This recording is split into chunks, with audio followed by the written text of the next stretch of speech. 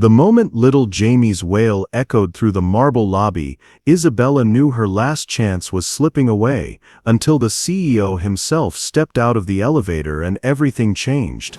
Welcome back, beautiful souls. Hit subscribe and tell me where you're watching from, because tomorrow's story will absolutely transform how you see second chances. Tonight, a desperate mother, her crying child, and one interview that turns $1 million rejection into destiny. Let's begin. The morning sun cast long shadows through the towering glass windows of Meridian Industries, but Isabella Chen barely noticed the architectural grandeur as she clutched her worn leather portfolio against her chest. Her reflection in the polished marble floor showed a woman trying desperately to look put together, a navy blazer that had seen better days, carefully mended at the seams, and shoes that gleamed not from expense but from determined polishing the night before. Her 3-year-old son Jamie sat beside her on the pristine white leather bench, his little legs swinging as he clutched his favorite stuffed elephant, Mr. Peanuts. The toy was nearly as worn as Isabella's blazer, its gray fabric faded from countless nights of comfort and dozens of careful washes. Jamie's wide brown eyes took in the imposing lobby with a mixture of wonder and uncertainty, sensing his mother's tension even if he couldn't understand it. "Mama nervous?" he whispered, his small hand finding hers. Isabella squeezed gently, forcing a smile that didn't quite reach her eyes. "Just a little bit, sweetheart. But Mama's going to do her best, okay?" She'd had no choice but to bring him. The babysitter had called in sick that morning, and this interview for a senior marketing position at one of the city's most prestigious firms represented her last realistic shot at climbing out of the financial hole that had been swallowing her family whole since her divorce 6 months ago. The mediocre jobs she'd been juggling barely covered rent on their tiny one-bedroom apartment, and the eviction notice tucked in her purse was dated for next week. Isabella had rehearsed her pitch countless times in the mirror, practiced answers to every possible question, researched the company until she could recite their mission statement backwards. But she hadn't planned for the daycare emergency, hadn't anticipated sitting in this intimidating lobby with her toddler, drawing curious glances from impeccably dressed professionals who moved through the space with the casual confidence of those who belonged. 23 floors above, Alexander Sterling stood at the floor-to-ceiling windows of his corner office, surveying the city he'd helped shape through decades of strategic business decisions. At 45, he commanded Meridian Industries with the same precision that had built his reputation as one of the most influential CEOs in the country. His charcoal suit was tailored to perfection, his silver-touched hair styled with careful attention to detail, and his office reflected a man who valued control above all else. The mahogany desk behind him was organized with military precision, contracts arranged in perfect stacks, his gold pen set positioned at exact angles, and 3 computer monitors displaying real-time data that represented millions of dollars in movement every hour. On the bookshelf, business awards gleamed between leather-bound volumes on leadership and strategy, but there were no personal photographs, no glimpses into a life beyond these walls. Alexander's assistant, Patricia, appeared in the doorway with her usual punctuality. "The 10 o'clock interview is here, Mr. Sterling, Isabella Chen for the senior marketing director position." He nodded without turning from the window. Her resume was impressive. MIT graduate, solid experience with consumer brands. "What's your read on her?" "Professional credentials are excellent," Patricia replied carefully, "though she seems anxious, and sir, she brought her child with her." That made Alexander turn. In 15 years of conducting interviews, he'd never encountered such a breach of professional protocol. Her child? A young boy, maybe 3 or 4, she apologized profusely to reception, explained it was an emergency situation. "I can reschedule if you prefer." Alexander frowned, his instinct for order bristling at this disruption to the carefully orchestrated interview process. His days ran on precision timing, each appointment calibrated to maximize efficiency. Personal complications were exactly the kind of variables he'd built his career on eliminating. How did she get past HR screening with this kind of unprofessionalism? Her portfolio speaks for itself, sir. The marketing campaign she designed for Reynolds Consumer Group increased their market share by 37% in 18 months, and the rebranding strategy for Pacific Electronics pulled them out of near bankruptcy. Alexander consulted his watch. The numbers represented more than time, they represented opportunities gained or lost, decisions that rippled through quarterly reports and shareholder meetings. Every minute spent in this interview was a minute not spent on the merger negotiations that had dominated his last 6 months. But something nagged at him. Perhaps it was the unexpected nature of the situation, or maybe just curiosity about what kind of person would risk such an important interview under these circumstances. In his experience, people revealed their true character under pressure, and this woman was certainly under pressure. Give me 5 minutes to finish reviewing her file, then send her up. As Patricia left, Alexander returned to the window, but his reflection now showed a man questioning his own reaction. The logical choice was to reschedule, to maintain the professional standards that had served him well. Yet he found himself wondering about the story behind this unusual situation. Down in the lobby, Isabella checked the time on her phone and felt her stomach tighten. Jamie had been remarkably patient, but she could see the signs, the way he was starting to squirm, the slight whimper that meant he was getting hungry and restless. She'd packed snacks, juice boxes, even a few quiet toys, but there was only so much a 3-year-old could handle in this sterile adult environment. Isabella Chen, the receptionist's voice carried across the marble expanse. This was it. Isabella stood, smoothing her skirt and lifting Jamie to her hip. He wrapped his arms around her neck, Mr. Peanuts dangling from his small fist. "You ready to be Mama's good boy?" she whispered against his hair. Jamie nodded solemnly, as if he understood the gravity of the moment, and perhaps, in his innocent way, he did. Children had a remarkable ability to sense when everything depended on the next few minutes. As the elevator doors closed behind them, Isabella caught her reflection in the polished steel, a woman carrying her child and her hopes, rising toward a meeting that would determine whether they'd have a home next month or join the statistics of families failed by circumstances beyond their control. The numbers above the door climbed steadily, 15, 16, 17, each floor taking her further from the safety of anonymity and closer to a moment that would change everything. The elevator doors opened with a soft chime onto the 23rd floor, revealing a corridor that seemed to stretch endlessly toward frosted glass doors marked executive offices. Isabella's heels clicked against the marble as she walked, Jamie's weight familiar and comforting in her arms despite her racing heart. Patricia greeted them with the kind of professional smile that revealed nothing. "Miss Chen, Mr. Sterling is ready for you." Her eyes flicked to Jamie with barely concealed disapproval. "Perhaps your son could wait out here with me." Isabella felt Jamie's grip tighten around her neck. He'd been in too many unfamiliar places lately. Social services offices, legal aid clinics, the unemployment office, and the trauma of his parents' messy divorce had made him clingy in new environments. "He'll be very quiet," Isabella promised, though she could already feel Jamie's body tensing. "I have books and—" "I'm afraid Mr. Sterling's interviews require complete focus," Patricia interrupted gently but firmly. "I have some magazines he could look at." "No." Jamie's voice was small but panicked. "Stay with Mama." Isabella's cheeks burned with embarrassment. She looked down at Jamie's face, those trusting brown eyes that looked to her to make everything okay, and felt the weight of impossible choices. Leave him with a stranger and risk a meltdown, or bring him in and risk her last chance at salvation. "It's okay, sweetheart," she whispered, though her voice shook slightly. "Mama won't be long." "I'll be right outside this door," Patricia added with slightly more warmth, perhaps recognizing a mother's desperation. He can see you through the glass if needed. Isabella set Jamie down carefully, kneeling to his level. Can you be Mama's brave boy? Just for a little while? Jamie's lower lip trembled, but he nodded, clutching Mr. Peanuts tighter.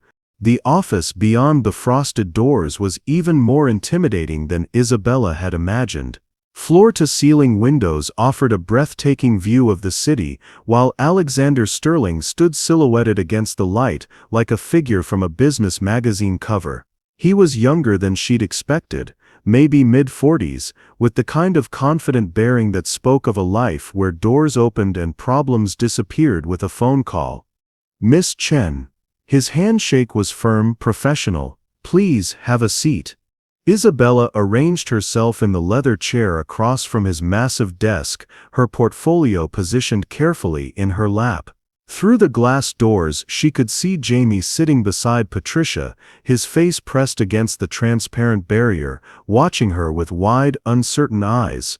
I want to apologize for the unusual circumstances, Isabella began, her voice steadier than she felt. My childcare fell through this morning, and Alexander raised a hand to stop her. Your portfolio speaks for itself. Let's focus on that. I'm particularly interested in your work with Reynolds Consumer Group. Walk me through your strategy for their market expansion.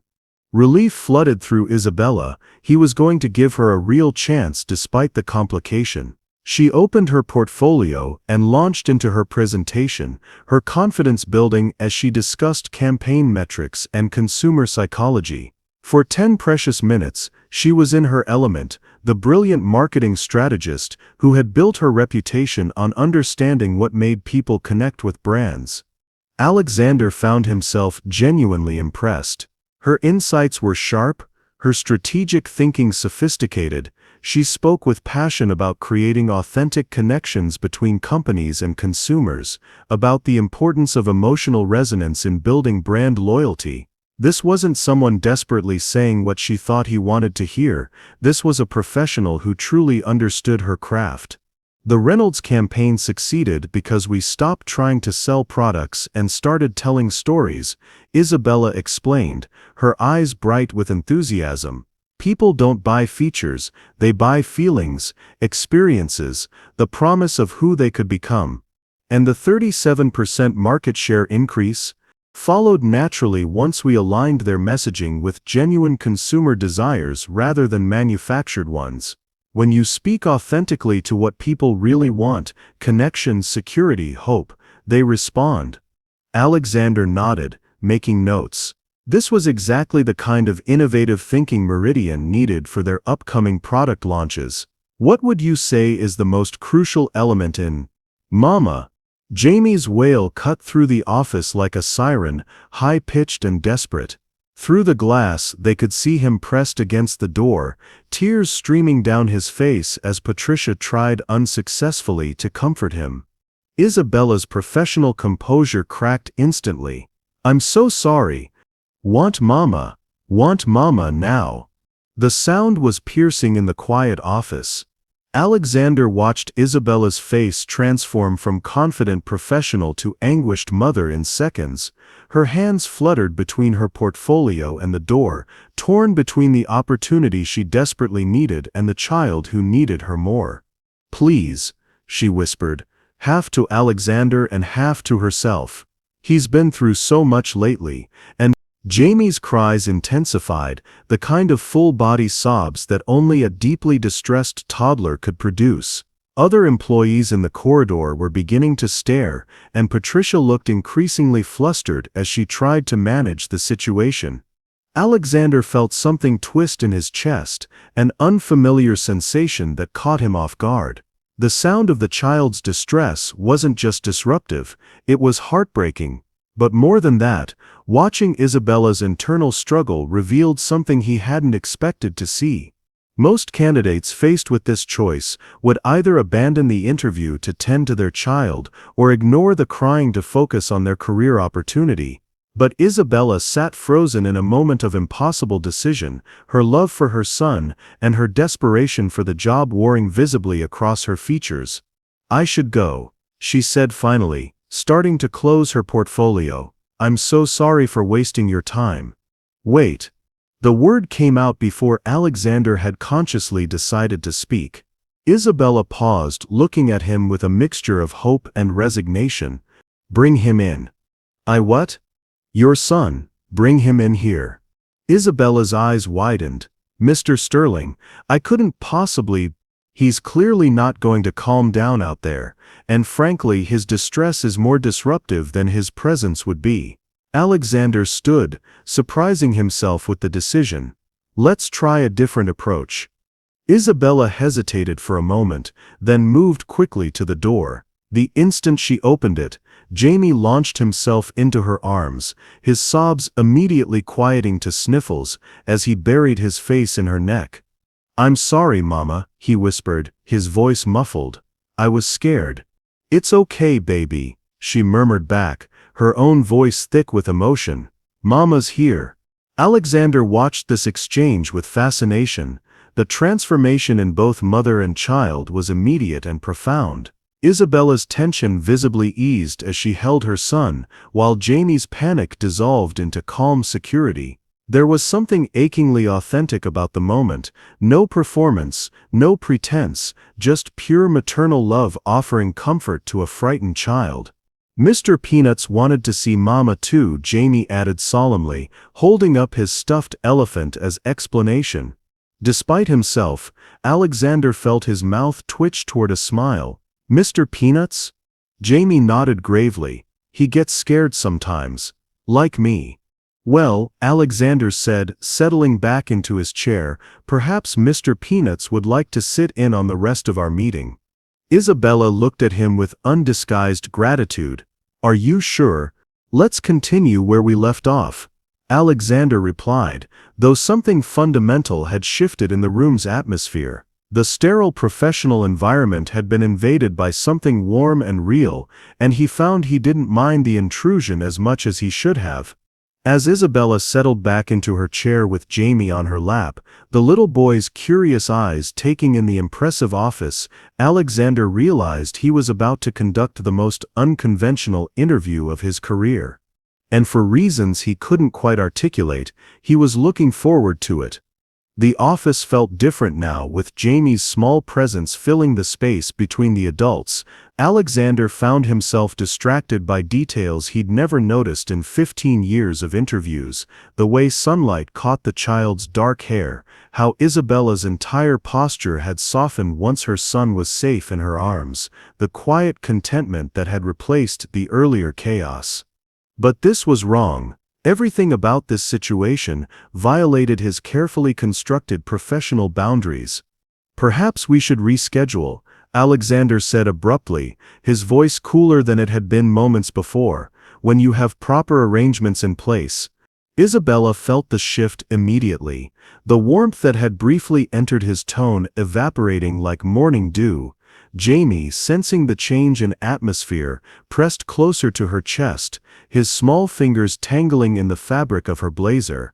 "Please," she said quietly. "I know this isn't conventional, but I really need this opportunity." "Jamie will be quiet. I promise." "Miss Chen, this is a Fortune 500 company, not a daycare center." Alexander's words were professionally measured, but there was something in his voice, a forced distance that suggested he was trying to convince himself as much as her. "I have investors, board members, clients who expect a certain level of professionalism." Isabella's cheeks burned with familiar shame. How many times had she heard variations of this speech? From the divorce attorney, who'd suggested she was too emotional to fight for fair custody terms. From the landlord who'd looked at Jamie with barely concealed annoyance when discussing rent extensions. From her ex-husband, who'd claimed her divided focus between career and motherhood made her unreliable. "I understand completely," she said, her voice carefully neutral as she began gathering her portfolio. "Thank you for your time, Mr. Sterling." But even as she spoke, something rebellious flickered in her chest. This job wasn't just about her career, it was about Jamie's future, about whether they'd have a roof over their heads next week, about proving to everyone who'd written her off that being a mother didn't disqualify her from being extraordinary at her work. "Before I go," she said, pausing in her packing, "I want you to know that everything I accomplished at Reynolds, at Pacific Electronics, I did that as a mother. My son didn't make me less capable. If anything, he made me more determined to succeed." Alexander felt something uncomfortable twist in his stomach. There was dignity in her response that made his dismissal feel petty, small, but accepting unconventional circumstances was a slippery slope in business. Start making exceptions, and soon chaos reigned. "I'm sure you're very capable," he said stiffly, "but there are protocols." "Pretty office," Jamie interrupted softly, his voice filled with innocent wonder as he looked around the room, like a castle. The simple observation hung in the air between the adults, highlighting the absurdity of the situation. A 3-year-old was more comfortable in this space than either of the grown-ups who were busy building walls around themselves. Alexander found himself looking at his office through Jamie's eyes, the imposing desk, the wall of awards, the commanding view. When had it become a castle instead of a workplace? When had he started hiding behind all this carefully constructed authority? "Jamie, sweetheart, we need to go," Isabella murmured, standing and adjusting his weight in her arms. "But Mama, the nice man has toys." Jamie pointed toward Alexander's desk, where a small collection of executive stress balls and desktop puzzles sat among the papers, items Alexander had never considered as anything but functional objects until this moment.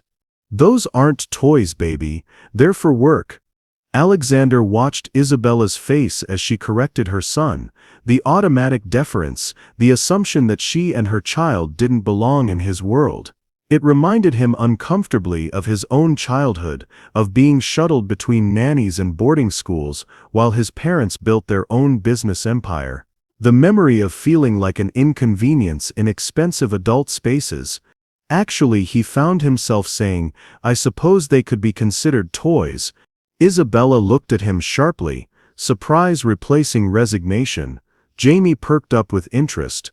"But we really should go," Isabella insisted, though she made no move toward the door. "I've already disrupted your schedule enough."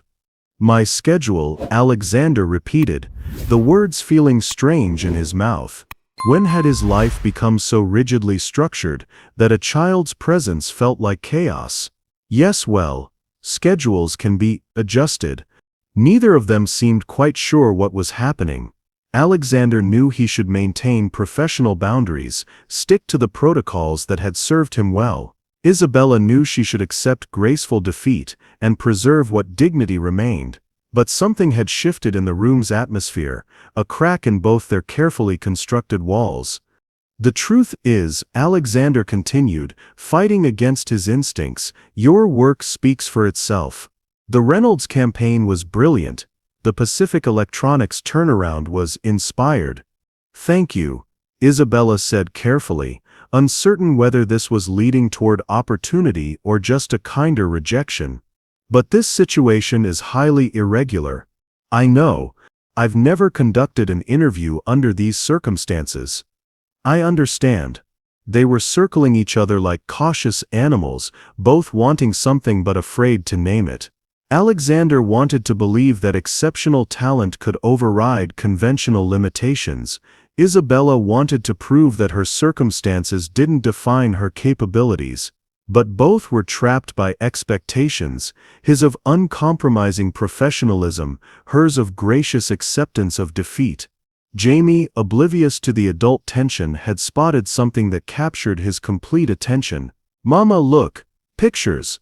He was pointing to a small framed photograph on Alexander's bookshelf, the only personal item in the entire office.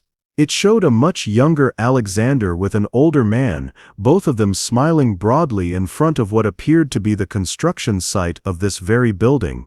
"That's my father," Alexander said quietly, surprised by his own willingness to share. "We built this company together."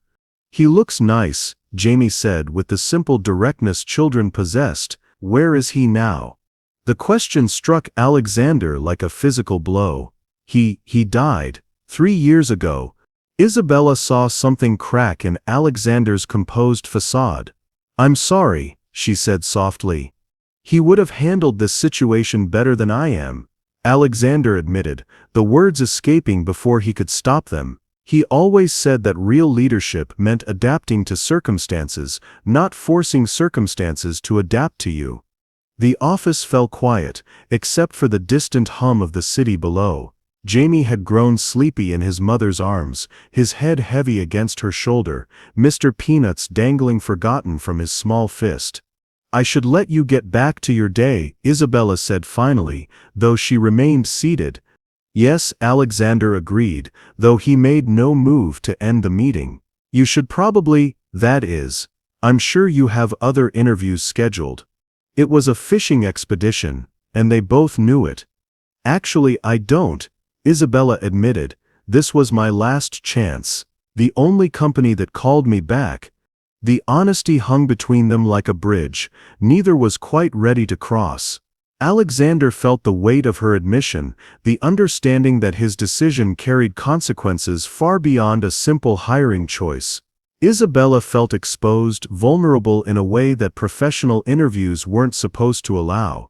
I need to think about this, Alexander said finally. Isabella nodded, recognizing both dismissal and possibility in his words. Of course, should I? How will I know? I'll be in touch within 24 hours.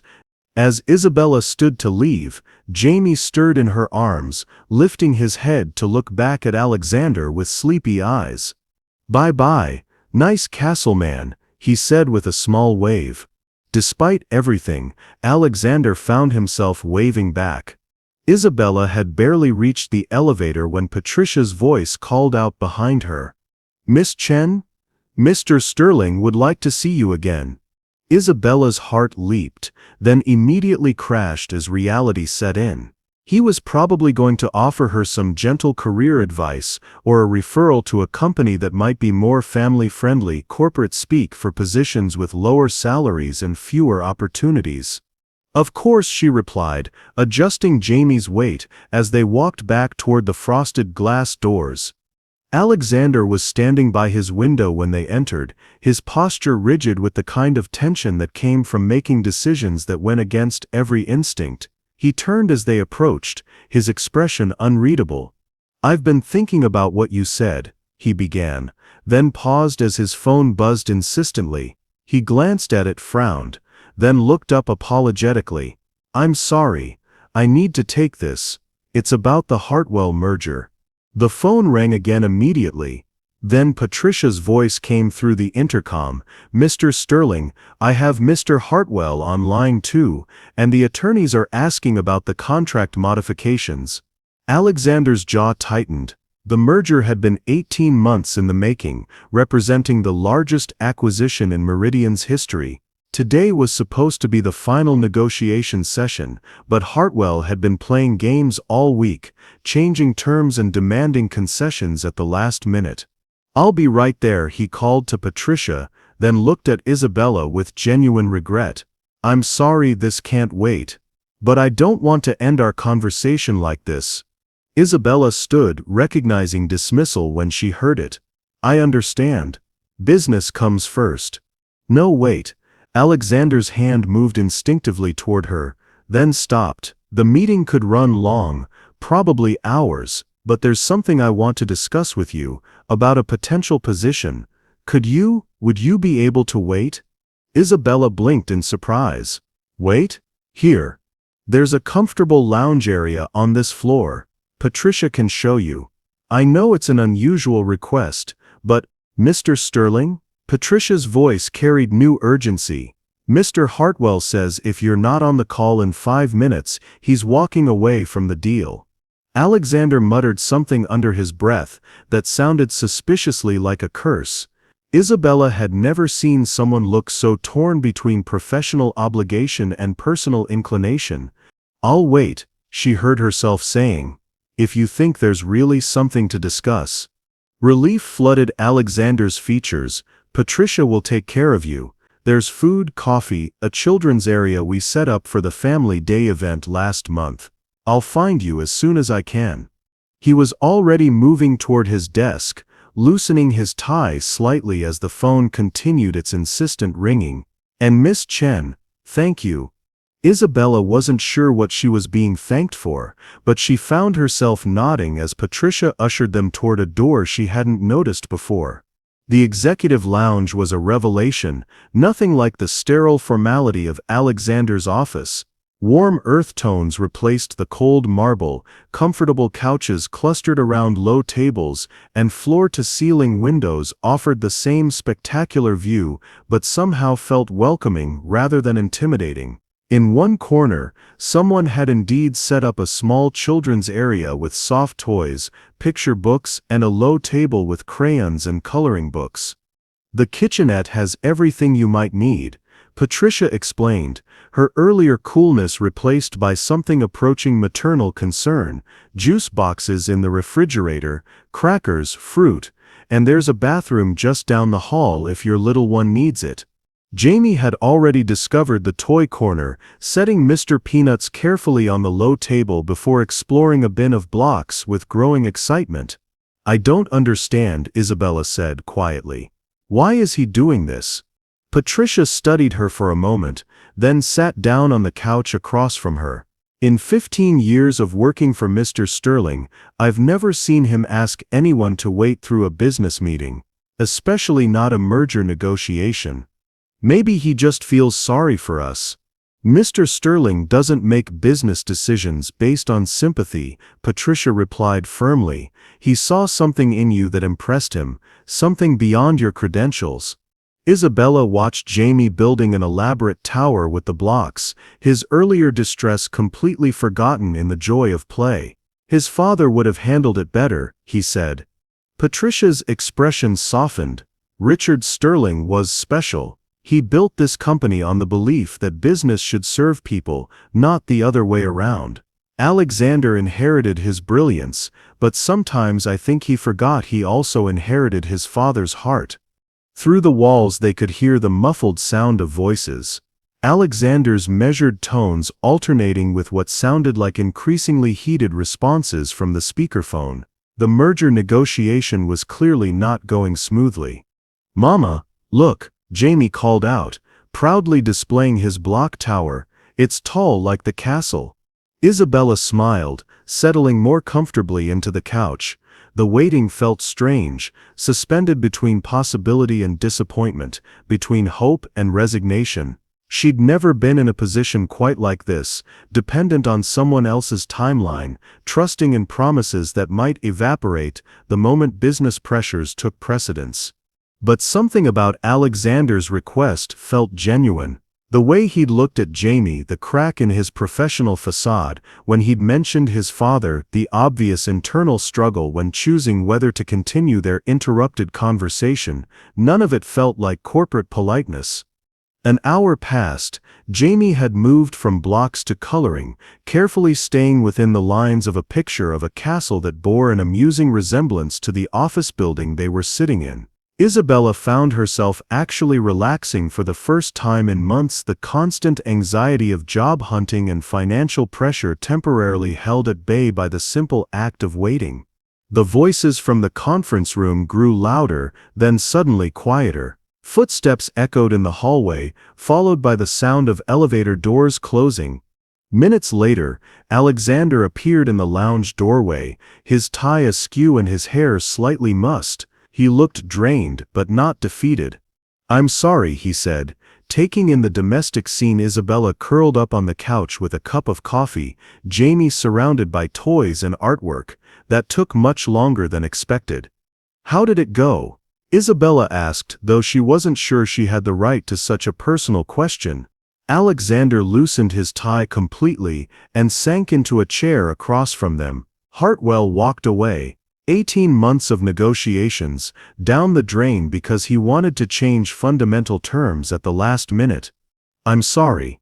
"Actually," Alexander said, and there was something almost like relief in his voice, "I think I am too. but not for the reasons you might expect.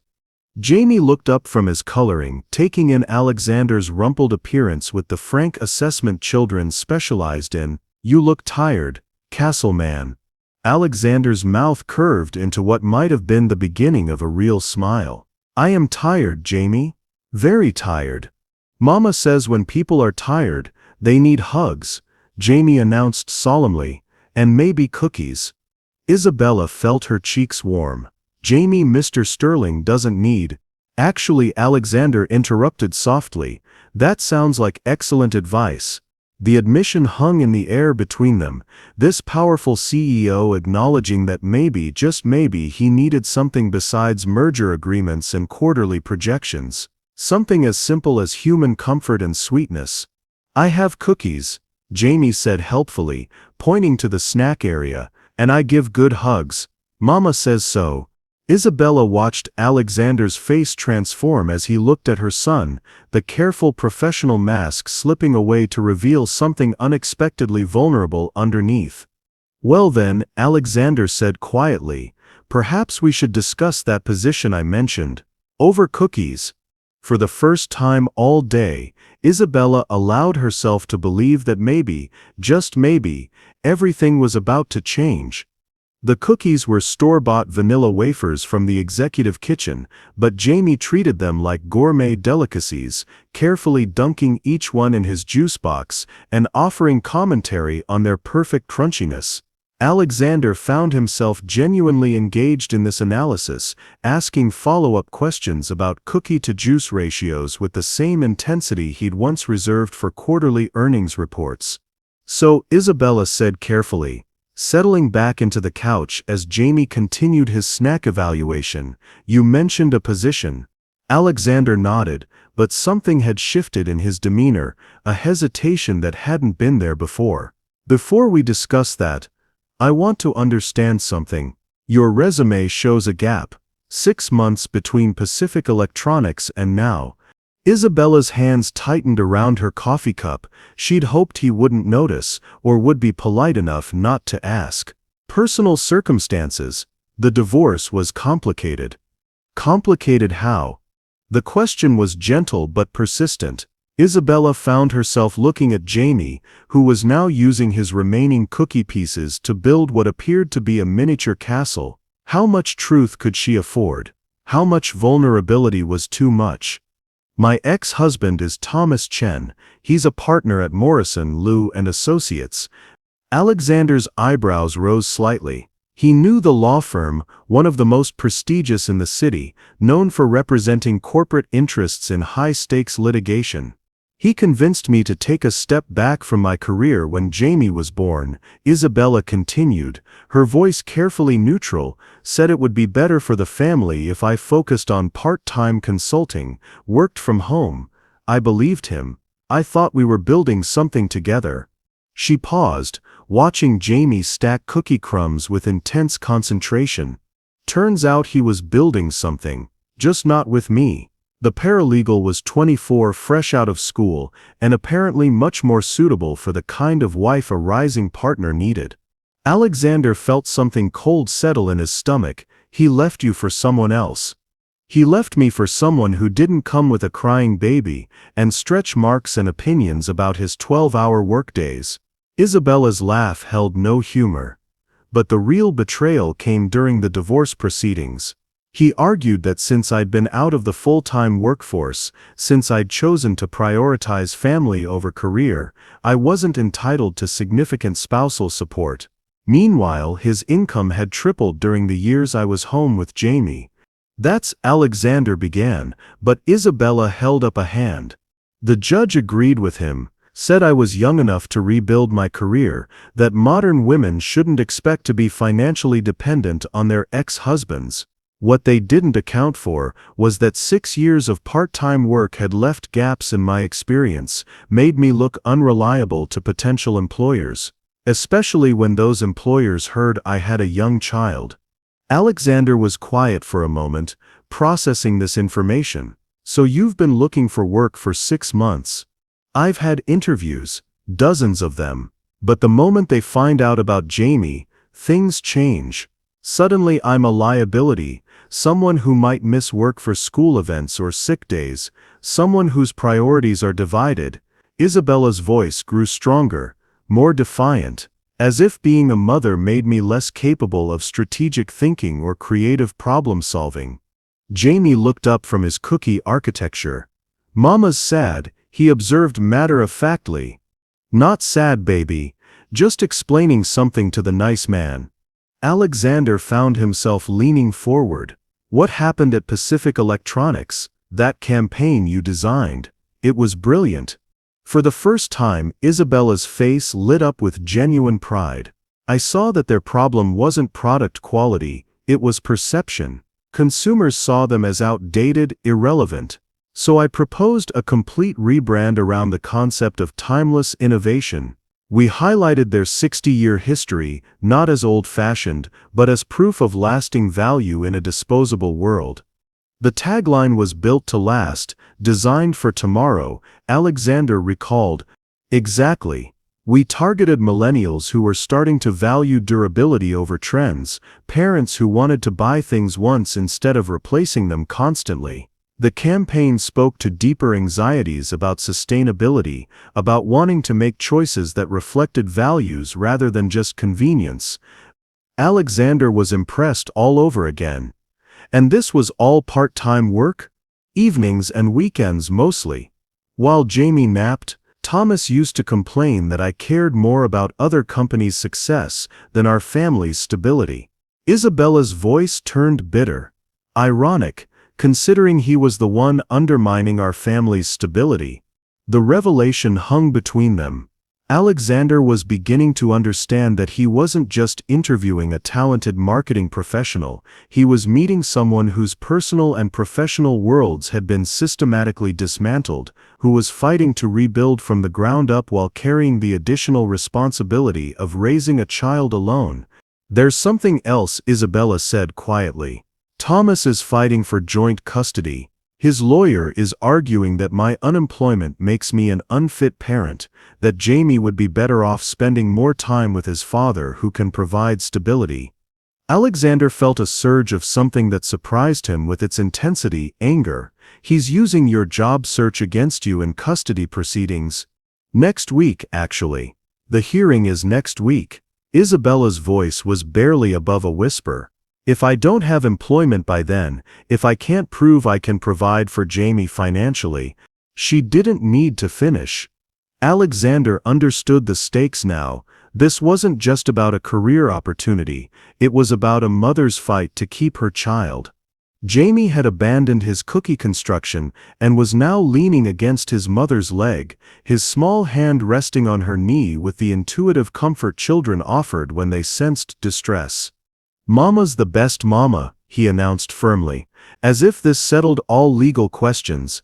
Alexander looked at this small family unit, the mother who'd fought through professional devastation to keep providing for her child, the little boy whose innocent presence had somehow cracked open Alexander's carefully controlled world, and felt something shift inside his chest.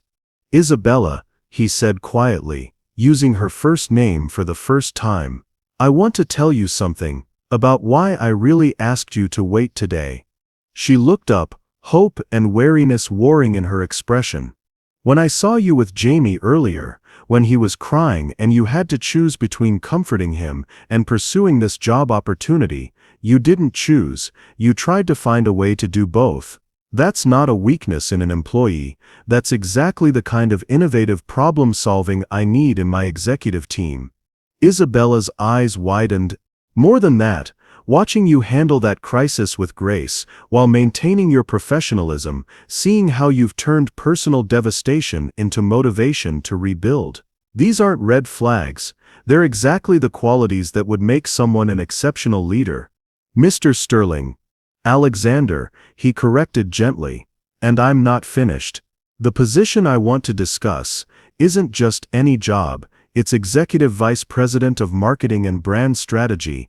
It's a $1 million contract." The words hit Isabella like a physical force. She stared at him, certain she'd misunderstood. "$1 million? It's a new position, one I've been designing for months. someone who can lead our entire marketing division while developing long-term brand strategy across all our subsidiaries, someone who understands that the most powerful marketing comes from authentic human connection. Jamie looked between the adults, sensing something important was happening. Are we rich now, Mama? Despite everything, Isabella laughed, a sound that held tears and hope and disbelief in equal measure. Not yet, baby. But maybe we're getting there. Alexander watched the emotions play across Isabella's face, disbelief giving way to cautious hope, then crashing back into protective skepticism. She'd been disappointed too many times to accept what seemed too good to be true. "This is because you feel sorry for us, isn't it?" she said quietly, her professional armor sliding back into place. "I appreciate the kindness, Alexander, but I don't want charity." "Look at me," he said firmly. When she met his eyes, he continued, "Do I strike you as someone who makes million-dollar charity donations to strangers?" Isabella studied his face, searching for signs of pity or patronizing sympathy. Instead, she found something unexpected: respect, and beneath that, a vulnerability that matched her own. "Then why?" Alexander was quiet for a long moment, his gaze drifting to Jamie, who had discovered a kaleidoscope among the children's toys and was making soft sounds of wonder as he turned it toward the light. "My father started this company when I was Jamie's age," he said finally. "Richard Sterling was brilliant, driven, absolutely devoted to building something that would last, but he was also absent, always working, always chasing the next deal, the next expansion. I spent more time with nannies and tutors than I ever did with him." Isabella felt a pang of recognition. How many times had Thomas missed bedtime stories, school plays, weekend trips to the park because of important cases?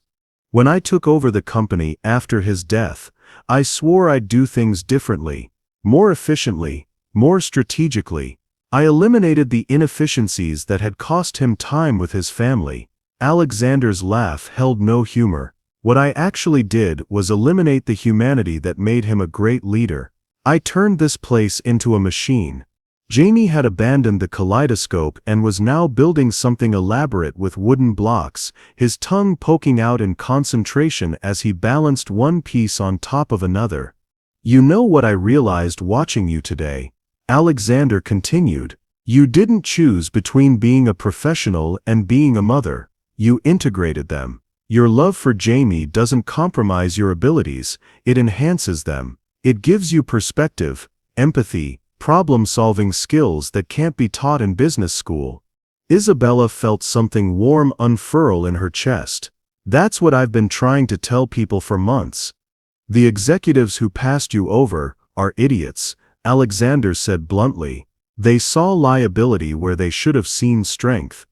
"Mama," Jamie called softly, "look what I made." Isabella turned to see that he'd built an impressive structure, not quite a building, not quite a castle, but something uniquely his own. At the base he'd arranged smaller blocks to look like tiny people. "It's beautiful, sweetheart." "What is it?" "It's a place where families work together," Jamie explained seriously. "Like you and me, but bigger."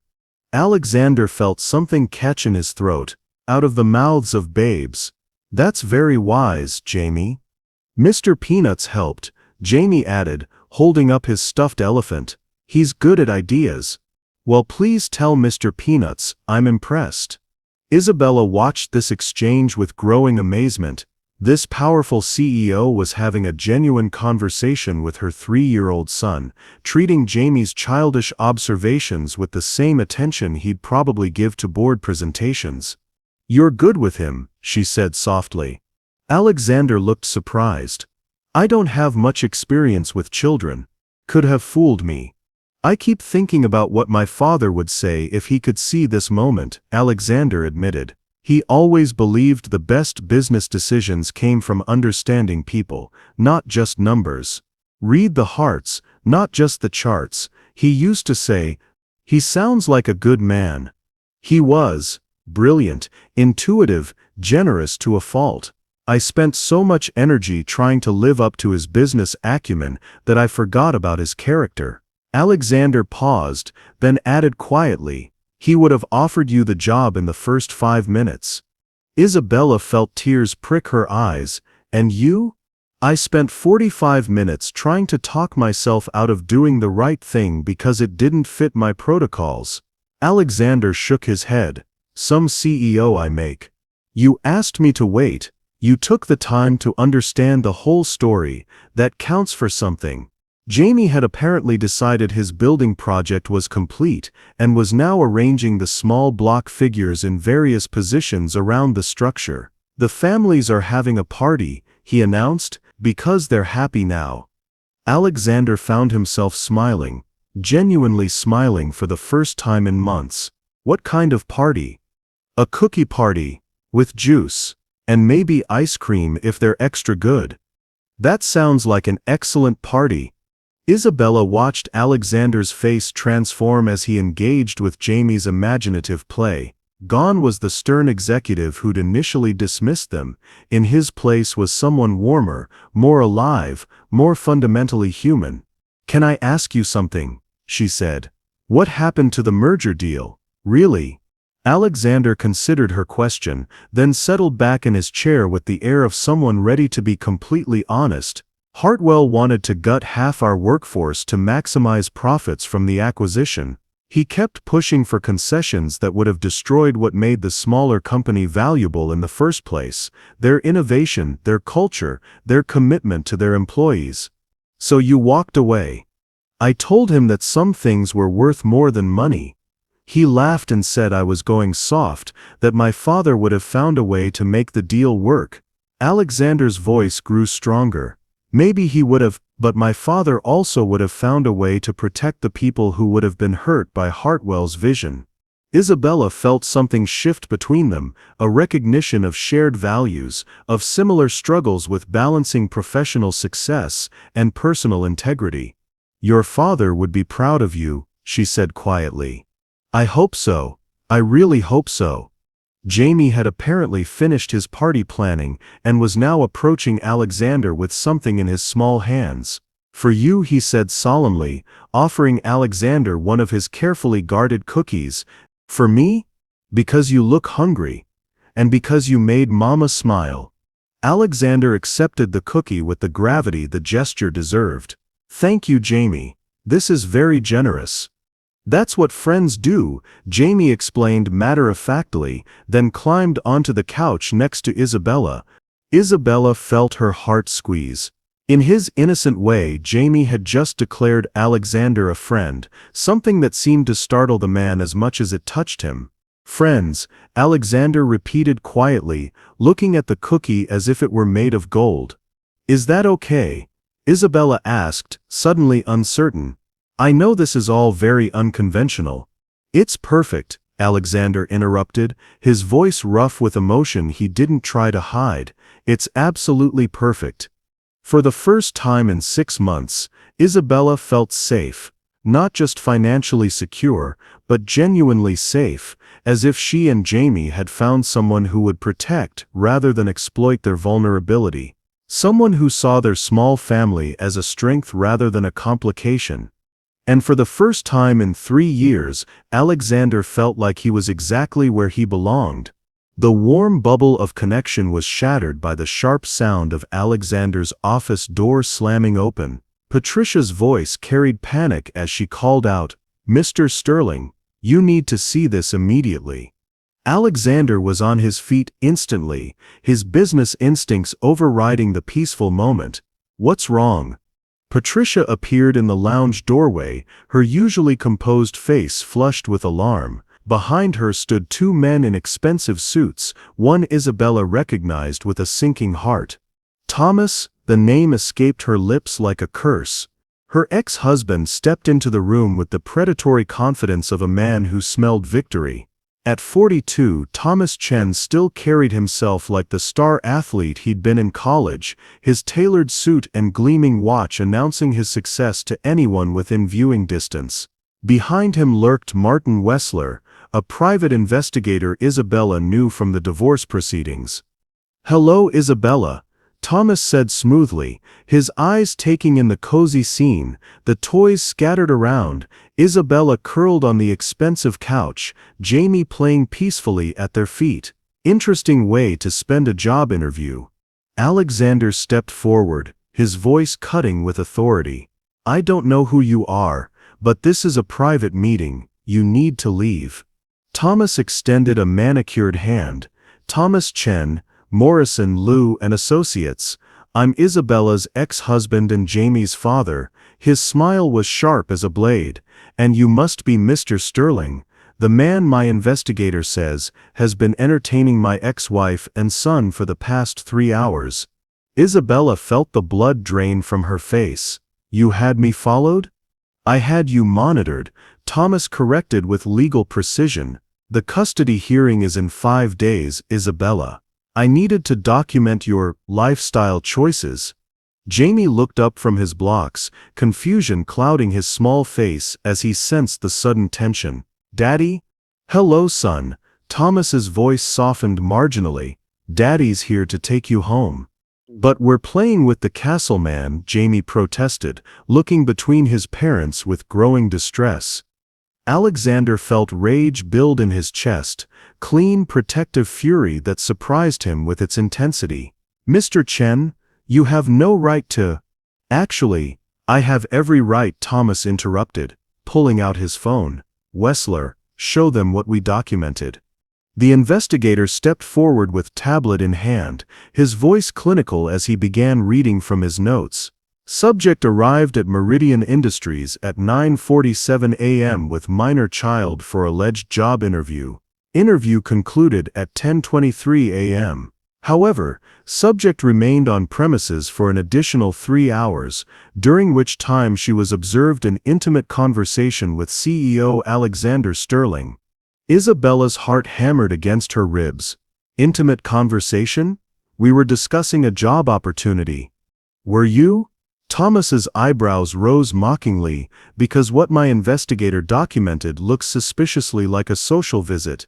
A woman and her child, making themselves comfortable in executive facilities, sharing meals, engaging in personal conversations." He turned to Alexander with a cold smile. "Tell me, Mr. Sterling, is it standard practice for you to entertain female job candidates and their children for hours after interviews conclude?" Alexander felt the trap closing around them, saw how easily their genuine connection could be twisted into something sordid. "This is ridiculous. Your ex-wife is extraordinarily qualified." "I'm sure she is," Thomas said with oily insinuation. "The question is, qualified for what position exactly?" "Stop it," Isabella said sharply, rising from the couch with trembling fury. "Don't you dare turn this into something dirty. Don't you dare use your lawyer tricks to—" "I'm not the one who needs to explain why I spent 3 hours in a man's office instead of looking for actual employment," Thomas shot back. "Jamie, come here, son. We're going home." Jamie pressed closer to Isabella's leg, his voice small and scared. "Don't want to go. Want to stay with Mama and the nice man." "The nice man," Thomas repeated, his tone loaded with implication. How quickly children adapt to new circumstances. Alexander stepped forward, his voice deadly quiet. "That's enough." "Is it?" Thomas pulled out his phone, swiping to what appeared to be photographs. "Because I have documentation of my ex-wife engaging in inappropriate behavior during business hours, using our son as a prop to gain sympathy from wealthy men. This will look very interesting to Judge Morrison next week." Isabella felt the world tilt around her. Everything, the job opportunity, the connection with Alexander, the hope that had been building, was being twisted into a weapon against her. "You bastard," she whispered. "You know that's not what happened." "I know what it looks like," Thomas replied coldly. "And what it looks like is a mother who can't distinguish between parenting and networking." Alexander's hands clenched into fists. "Mr. Chen, you're deliberately misrepresenting." "Am I? Then let me ask you directly. Are you planning to offer my ex-wife employment?" The question hung in the air like a blade. Alexander looked at Isabella's stricken face, at Jamie's wide, frightened eyes, at Thomas's triumphant expression. Alexander began, then stopped. Because suddenly he could see it, how it would look to a judge, to the media, to his board of directors, a powerful CEO offering $1 million contract to an unemployed single mother after a 3-hour interview that included toys and cookies and intimate personal revelations. The optics were devastating, regardless of the truth. "I thought so," Thomas said with satisfaction.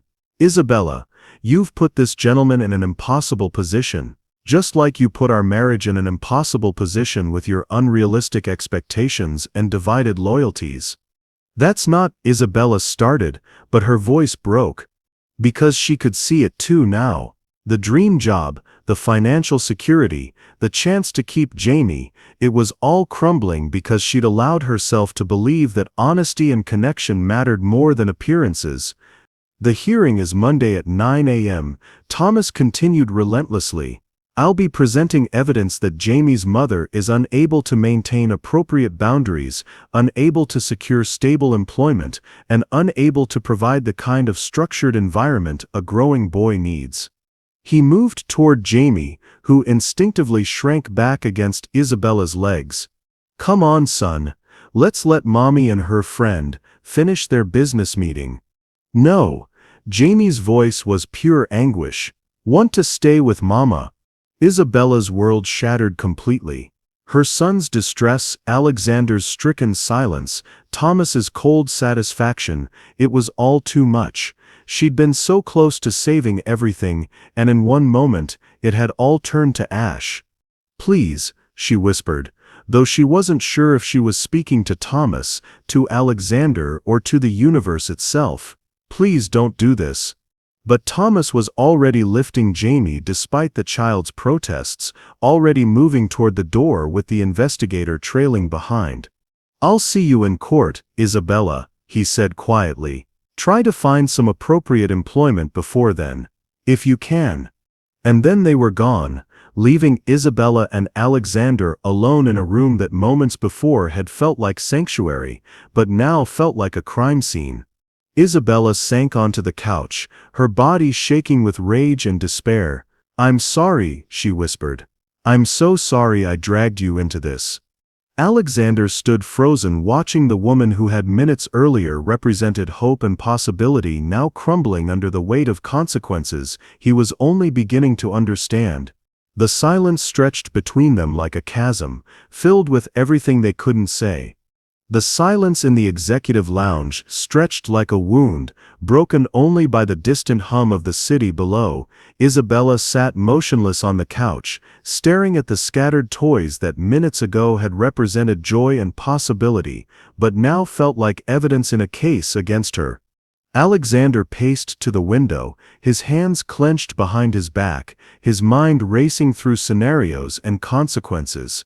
He could feel Isabella's eyes on him, waiting for him to say something, anything, but the words seemed trapped behind a wall of corporate pragmatism and self-preservation. "You should go," Isabella said finally, her voice hollow, "before this gets worse for you."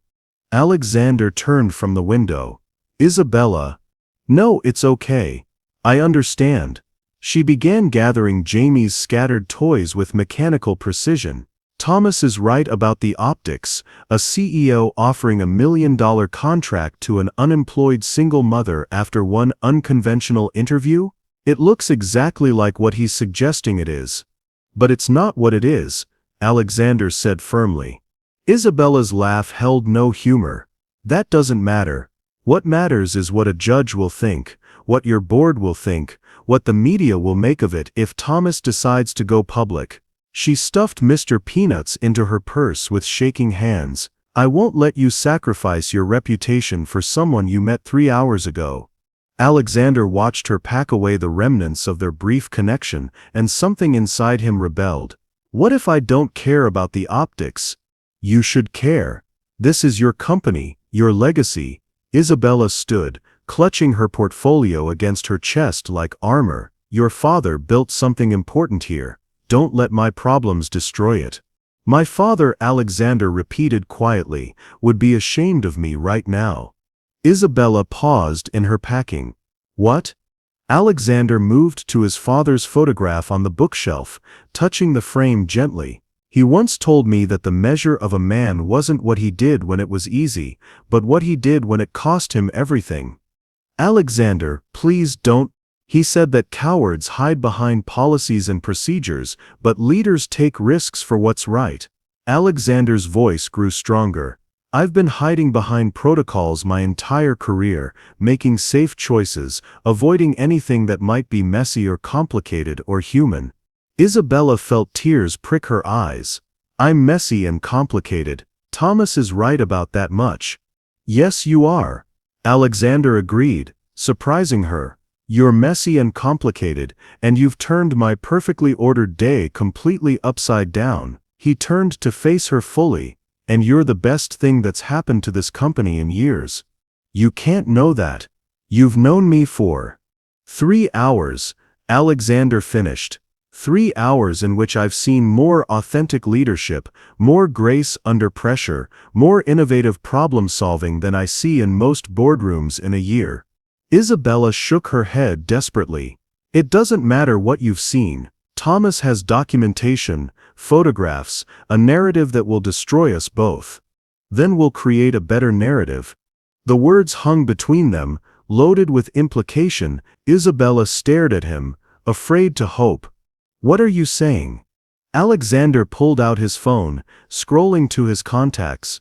I'm saying that if we're going to fight Thomas Chen, we don't do it by running away. We do it by being so transparently professional, so thoroughly documented, so absolutely legitimate, that his accusations look exactly like what they are, the desperate manipulations of a man who's lost control. Alexander, no. The risk? Patricia? Alexander spoke into his phone.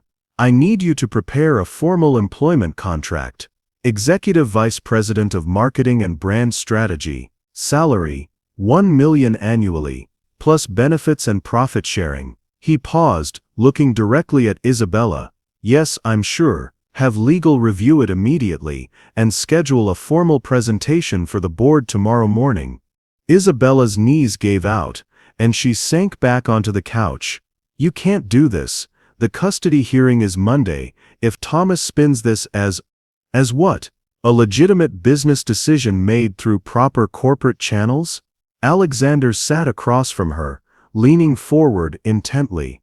Isabella, your work speaks for itself. The Reynolds campaign, Pacific Electronics, those weren't flukes. You're brilliant at what you do. But the way we met, the circumstances, will be irrelevant when the board sees your qualifications and hears your presentation. Alexander's voice carried growing conviction. We document everything from this point forward, formal interviews with other executives, presentation to the full board, reference checks, the works. By Monday morning, your employment here will be so legitimate, so thoroughly vetted, that Thomas's accusations will sound ridiculous. Isabella felt a spark of something that might have been hope. You really think that could work? I think, Alexander said carefully, that Judge Morrison will be much more interested in your ability to provide stable employment for Jamie than in whatever twisted narrative Thomas is trying to create. Isabella was quiet for a moment, processing the implications. It was risky, incredibly risky, but it was also the first real chance she'd had to fight back instead of simply enduring Thomas's attacks. Why? She asked quietly. Why would you take this risk for us? Alexander was quiet for a long moment, then smiled, the first genuinely peaceful expression she'd seen on his face all day. Do you want the business answer or the personal one? Both. Business answer. You're exactly what this company needs. Your approach to marketing, your understanding of authentic connection, your ability to see opportunities where others see obstacles, those skills are worth far more than $1 million. He paused. Personal answer? Isabella nodded. Watching you with Jamie today, seeing how you handle crisis with grace and love, it reminded me why my father started this company in the first place. Not to generate profits, but to create something that served families, that honored the whole person, not just the employee. Isabella felt tears spill over. Alexander, and if I'm completely honest, he continued softly, I haven't felt this alive, this purposeful, in years. You and Jamie didn't disrupt my day, you saved it. Isabella wiped her eyes, then looked at him with new determination. If we're going to do this, we do it right. Full documentation, complete transparency. Everything by the book. Agreed. And if the board says no, they won't, Alexander said with quiet confidence. Trust me. Isabella took a shaky breath, then extended her hand. Partners? Alexander clasped her hand in both of his. Partners? For the first time since Thomas had walked into the room, Isabella allowed herself to believe that maybe, just maybe, they could win this fight. Now, Alexander said, standing with renewed energy, let's go save your son. Monday morning, Montva's family court. The courthouse corridors buzzed with the usual Monday morning energy, lawyers wheeling briefcases, families clustered on benches whispering anxiously, clerks moving efficiently between courtrooms. Isabella sat on a hard wooden bench, her hands folded in her lap, trying to project calm confidence while her heart hammered against her ribs. She wore her best suit, the navy one she'd worn to the interview, but now it carried different significance. It was the suit of an executive vice president, of a woman who'd spent the weekend in emergency board meetings and strategic planning sessions. The suit of someone who'd found her place in the world again. Alexander sat beside her, his presence both steadying and surreal. When she'd asked why he was there, he'd simply said, "Partners don't face battles alone." Isabella Chen versus Thomas Chen, custody modification hearing, the bailiff called. Isabella's stomach lurched. This was it, the moment that would determine whether Jamie came home with her that night or disappeared into Thomas's world of boarding schools and nannies. Judge Morrison was a stern-faced woman in her 60s, known for cutting through legal posturing to focus on what was genuinely best for the children involved. As they settled at their respective tables, Isabella caught sight of Jamie in the gallery, sitting with a court-appointed advocate, his small legs swinging nervously. Thomas's attorney David Winters rose first, a silver-haired man whose every gesture radiated expensive competence. Your Honor, my client seeks primary custody of his son Jamie due to significant concerns about the child's current living situation. The mother has been unemployed for 6 months, faces eviction from her apartment, and as recently as last Thursday was documented engaging in inappropriate behavior during what she claimed was a job interview. He gestured toward a stack of photographs and documents. Evidence will show that Miss Chen spent over 3 hours in intimate conversation with CEO Alexander Sterling, using their young son to elicit sympathy and potentially compromise a powerful businessman's professional judgment. Isabella felt the familiar shame start to creep up her spine, but then Alexander's hand briefly touched her shoulder, a reminder of everything they'd built over the weekend.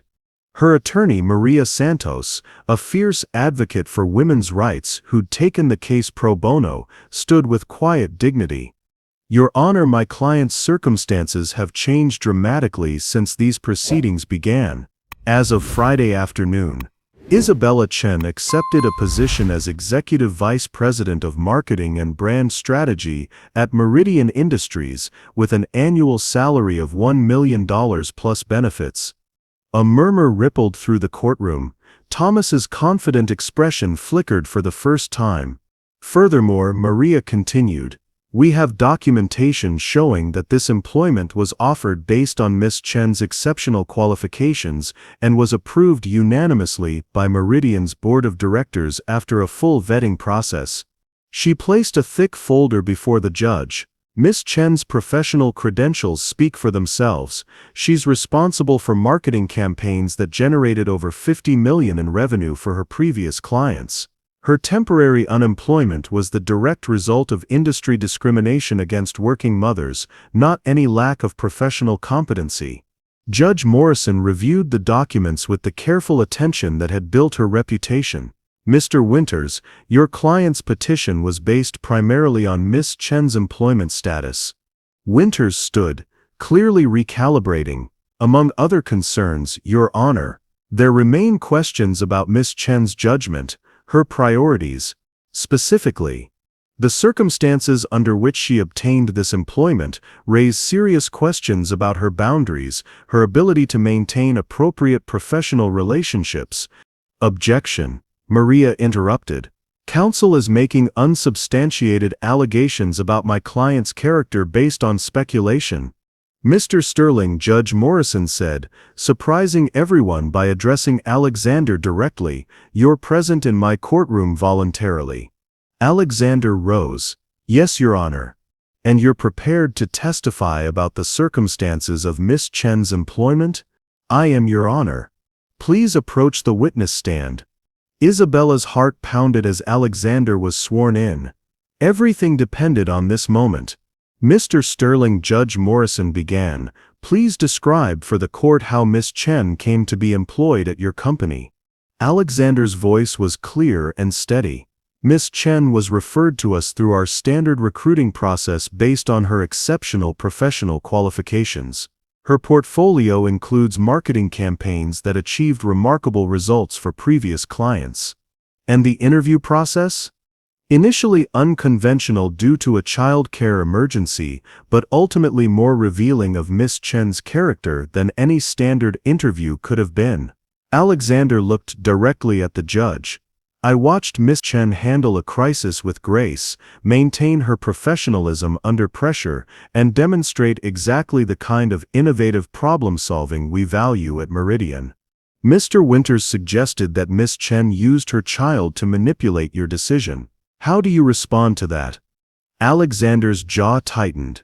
Your Honor, I've conducted hundreds of interviews over 15 years. I've never seen anyone demonstrate more authentic leadership or better judgment under pressure than Miss Chen did that day. Her son's presence didn't compromise her qualifications, it highlighted them.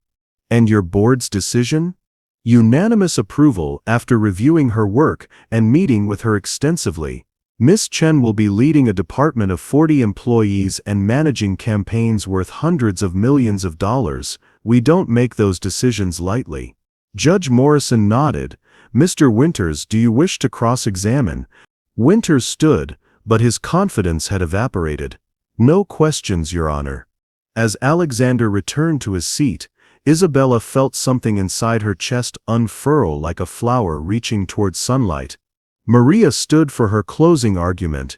Your Honor, the evidence is clear.